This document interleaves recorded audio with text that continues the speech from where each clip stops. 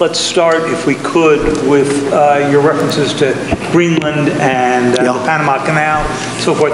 Can you assure the world that as you try to get control of these areas, you are not going to use military or economic coercion? No. And can you tell us a little bit about what your plan is? Are you going to negotiate a new treaty? Are you going to ask the Canadians to hold a vote?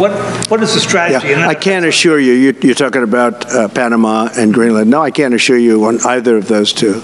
But I can say this. We need them for economic security. The Panama Canal was built for our military. I'm not going to commit to that now. It might be that you'll have to do something. Look, the Panama Canal is vital to our country. It's being operated by China. China. And we gave the Panama Canal to Panama. We didn't give it to China. And they've abused it. They've abused that gift. It should have never been made, by the way. Giving the Panama Canal is why Jimmy Carter lost the election, in my opinion, more so maybe than the hostages. The hostages were a big deal. But if you remember, and nobody wants to talk about the Panama Canal now because, you know, it's inappropriate, I guess, but because it's a bad part of the Carter legacy, but he was a good man. Look, he was a good man. I knew him a little bit, and he was a very fine person, but that was a big mistake. Giving the Panama Canal to Panama was a very big mistake. We lost 38,000 people. It cost us the equivalent of $1 trillion, maybe more than that. Probably the most expensive, they say it was the most expensive structure, if we call it a structure, which I guess you can, ever built.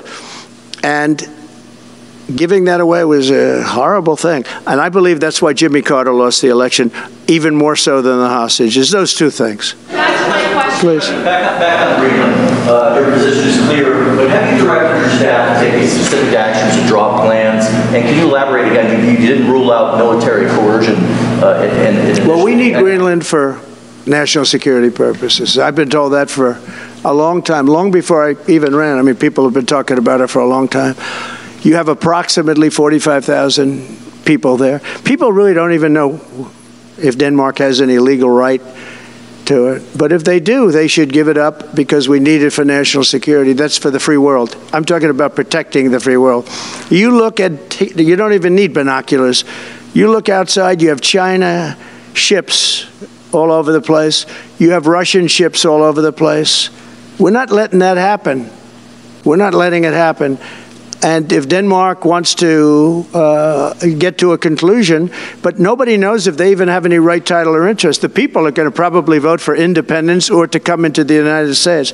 But if they did do that, then I would tariff Denmark at a very high level. Sir, real fast, you said you were considering military force to acquire Panama and Greenland. Are you also considering military force to annex and acquire Panama? No, economic force. Because Canada and the United States, that would really be something. You get rid of that artificially drawn line, and you take a look at what that looks like, and it would also be much better for national security. Don't forget, we basically protect Canada.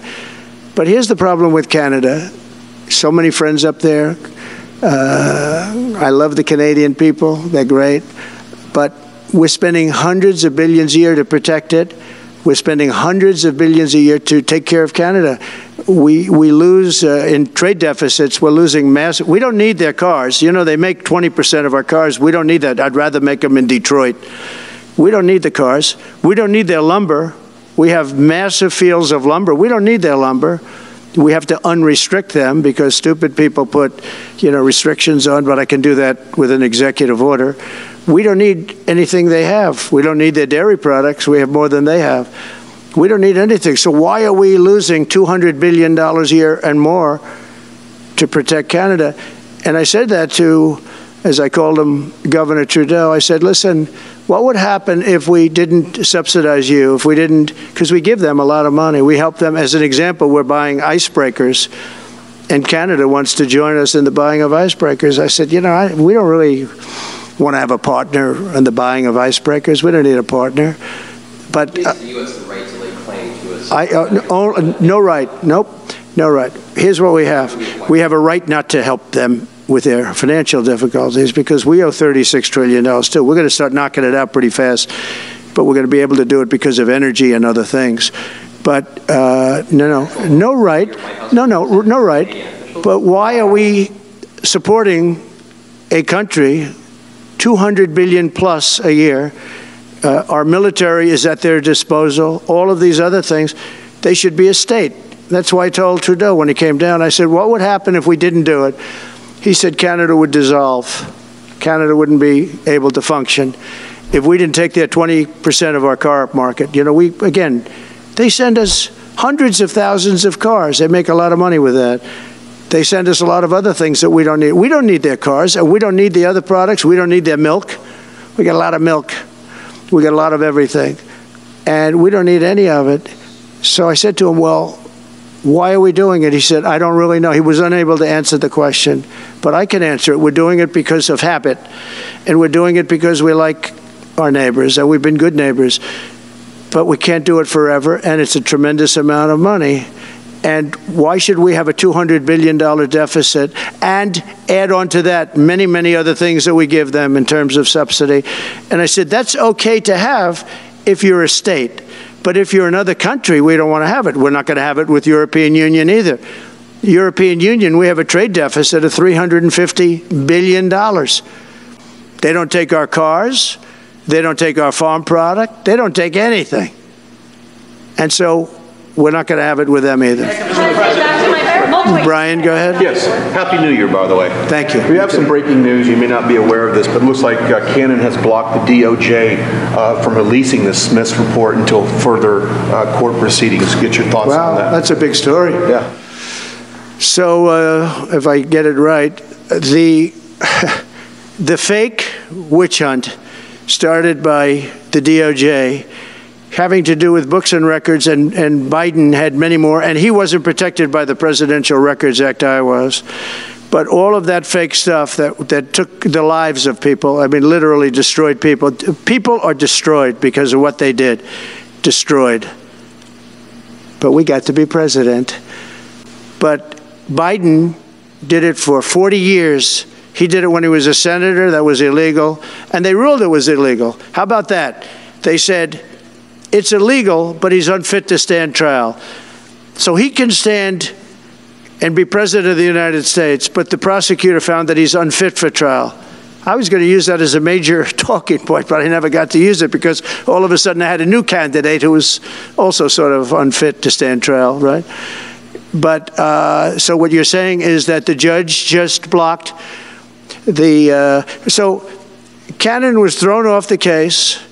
They dropped their appeal because he had no case. They dropped all of that, the lawsuits against us. They lost the lawsuit.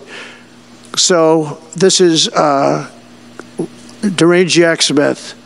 So he dropped the lawsuits. He was told to by the DOJ because they had no lawsuit. They lost in court in front of a very strong and a very brilliant judge. They lost in court, and that pertained to other cases in other courts. So he wanted to do a report just before I take office, probably. So he'll do like a 500-page report, and it'll be a fake report, just like the investigation was a fake investigation. And I said, well, wait a minute. This guy was thrown off in disgrace. In disgrace. He's going back to The Hague or wherever they're going to send him. In disgrace. Because he failed so badly. Because it was a fake case against a political opponent. They thought they were going to use this to beat me.